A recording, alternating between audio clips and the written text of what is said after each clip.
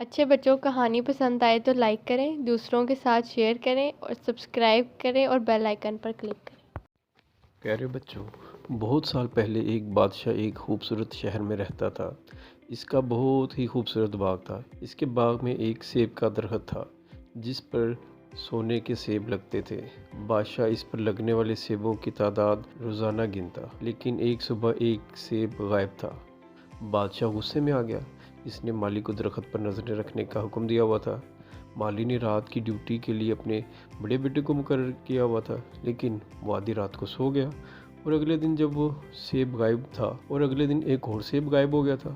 اس سے مالی کو غصہ آیا اور اس نے اگلے دن کے لیے دوسرے بیٹے کو مقرر کیا، لیکن وہ بھی رات کو سو گیا اور ایک سیب غائب ہو گیا۔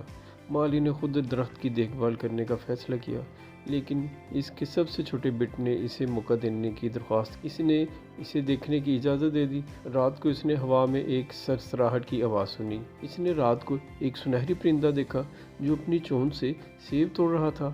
اس نے ایک تیر چلایا، لیکن پرندے کو نہ لگا اور پرندہ اڑ گیا اور اس کا ایک پر زمین پر گر گیا۔ صبح یہ واقعہ بادشاہ کو اس کے وزیر نے سنایا تو اس کے پر کی قیمت پورے ملک سے بھی زیادہ تھی۔ ایک پر میرے لیے کافی نہیں ہے، بادشاہ نے کہا، مجھے پورے کا پورا پرندہ چاہیے۔ اس نے اعلان کیا، جو کوئی پرندہ پکڑ کر لائے گا اسے بڑا انعام دیا جائے گا۔ تب مالی کے بڑے بیٹے نے پرندے کو پکڑنے کا فیصلہ کیا۔ وہ جنگل میں گیا۔ وہاں اس نے ایک لومڑی کو دیکھا جو ایک لکڑی پہ بیٹھی ہوئی تھی۔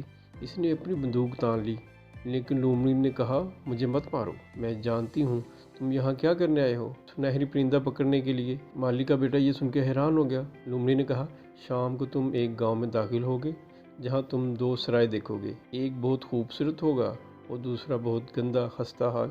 تمہیں خستہ حال والے سرائے میں داخل ہونا ہے اور ساری رات وہاں پہ آرام کرنا ہے۔ مالی کا بیٹا اس کی باتوں سے بہت ناراض ہوا اور اس نے دوبارہ گولی مارنے کی کوشش کی۔ لومڑی بھاگ گئی۔ شام کو وہ گاؤں میں داخل ہوا اور لیکن جو خوبصورت سرائے تھا اس نے وہاں داخل ہو کر آرام کرنے کی کوشش کی۔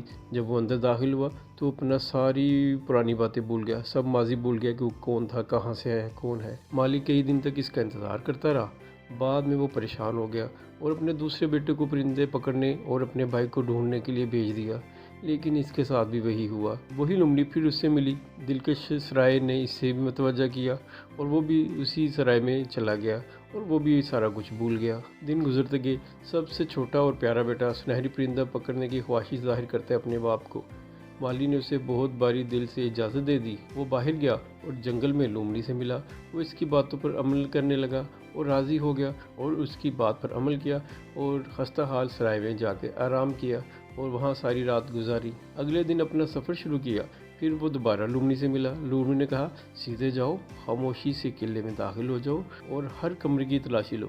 ایک کمرے میں سنہری پرندہ تمہیں نظر آئے گا جو ایک خستہ حال پنجرے میں قید ہوگا۔ وہاں ایک سنہری پنجرہ بھی ہوگا، مگر پرندے کو اس سنہری پنجرے میں نہ ڈالنا ورنہ تم پچھتاؤ گے۔ چھوٹے بیٹے نے لومڑی کی باتوں پہ عمل کیا۔ اس نے ایک کمرے میں پرندہ پایا۔ سنہری پرندہ لکڑی کے ایک پنجرے میں بند تھا۔ اسے یہ پنجرہ پسند نہ آیا۔ وہ اس کو سنہری پنجرے میں ڈالنے لگا تو الارم بج گیا۔ تمام سپاہیوں نے اس کو پکڑ لیا۔ عدالت نے اسے موت کی سزا سنا دی اور کہا، اگر موت کی سزا سے بچنا ہے تو ایک سنہری گھوڑا لے کے آؤ۔ وہ اس پہ راضی ہو گیا کہ میں سنہری گھوڑا لے کے آؤں گا۔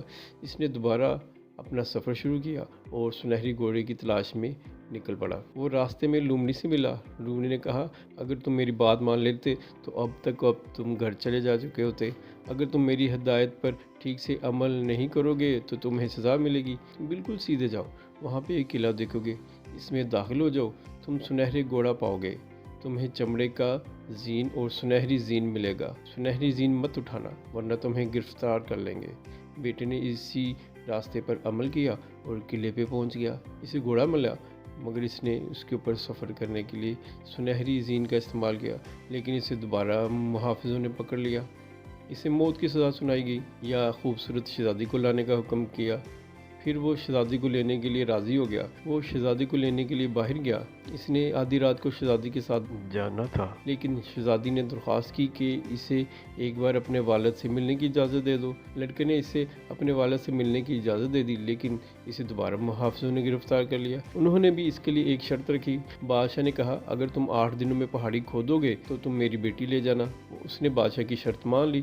اس نے کام شروع کر دیا اور اس کا ایک دوست اس کی مدد کے لیے آ گیا۔ جلد ہی اس نے اسے مکمل طور پر کھود دیا۔ نوجوان اس خوبصورت عورت کے ساتھ اس محل سے چلا گیا اور قلعے میں پہنچا۔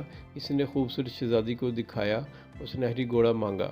پھر وہ تیز رفتار سنہری گھوڑے پر بیٹھ کر شہزادی کے ساتھ روانہ ہوا۔ وہ اس جگہ پہنچا جہاں اس نے سنہری پرندہ دیکھا تھا۔